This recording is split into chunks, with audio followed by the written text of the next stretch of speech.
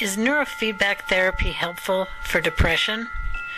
Rollo May, an existential psychologist, summed up depression perfectly when he said, "Depression is the inability to construct a future." For many people, that will mean their day-to-day life will be spent in the depths of despair, with little hopes of ever recovering. For the 27 years that I've been counseling in Orange County, California, depression is the most frequent diagnosis that I see. My friends who are counselors tell me the same thing. The raw reality is that people who suffer from depression and illnesses that can lead to depression can spend all their lives looking for a cure, and instead will end up living their lives in misery.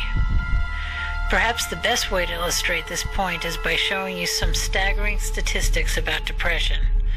The first is the most eye-opening because for the people who are under the weight of depression, the idea of hope of recovery is one of the most important things for them to hang on to and seek out.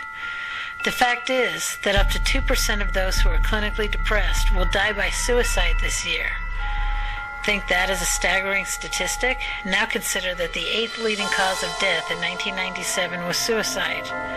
The total number that year, 30,535 people died by their own hand because they had a state of mind that left them without options and without any recourse. Neurofeedback could have helped those 30,535 people not only survive their depression, it could have given them their life back. Imagine a person on the verge of suicide being able to regain control of their mind and their life, becoming a positive addition to society and even more importantly, to their families. Now consider that the suicide rate among young people has increased significantly in the last few decades.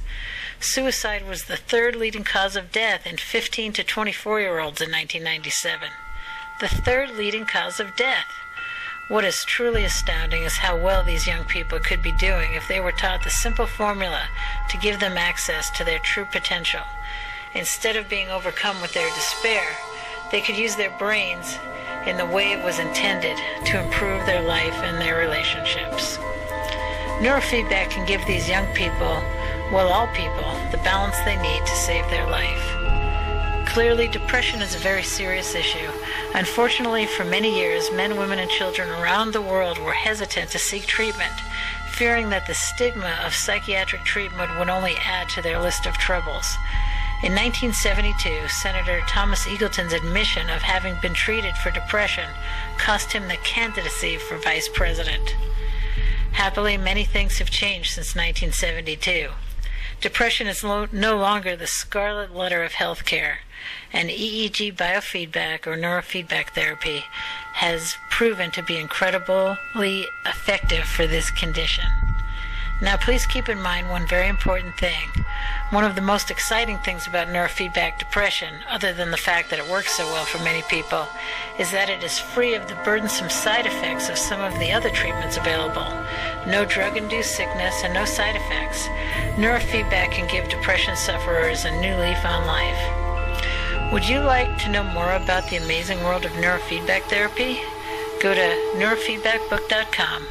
My name is Dr. Claire Albright, and I'm a psychologist and the author of a 168-page book called Neurofeedback, Transforming Your Life with Brain Biofeedback, and I can be reached at 949-454-0996.